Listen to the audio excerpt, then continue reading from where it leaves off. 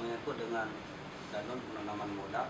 Ini adalah merupakan bukan kanun baru atau revisi dari kanun lama. Hanya beberapa hal saja, yaitu menyangkut dengan kemudahan fasilitas dan insentifnya. Nah, itu secara detail sudah disebutkan di sana. Salah satu yang paling paling signifikan, kita di sini memberikan kemudahan bagi penanam modal, pengurangan pajak dan restribusi sampai 60%. Nah, ini kita harapkan dengan terjadi pengurangan dan kemudahan fasilitas terhadap penanaman modal baik asing ataupun dalam negeri, itu akan menciptakan suatu iklim yang kondusif tentang penanaman modal. Kemudian bisa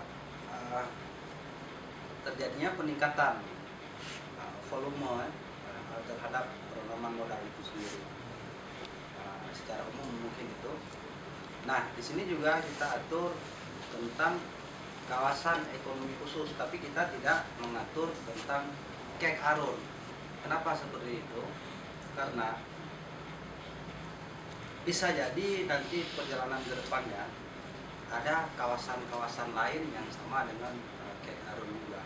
Bisa di Sabang, bisa di tempat lain. Jadi dalam kanun ini kita tidak sebutkan itu kek arun, tapi ada kita atur tentang kawasan ekonomi khusus. Secara umum itu juga hampir sama. Revisi yang kita maksud di sini adalah tentang pemberian kemudahan, pemberian insentif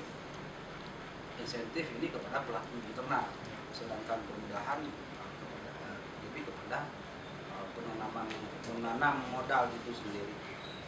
Tujuannya tidak lain, itu menjadi magnet ataupun daya tarik terhadap investor ataupun penanam modal baik dalam ataupun luar negeri. Memang itu yang kita harapkan bersama.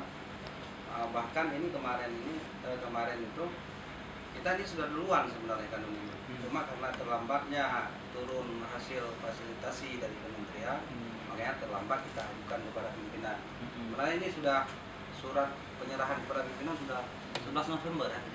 22 November sudah pernah kita coba ajukan, cuma belum turun hasil fasilitasi dari kementerian. Tapi setelah turun tidak jauh juga koreksi dan perubahan yang diberikan oleh kementerian. Tapi ini sudah melalui penyesuaian.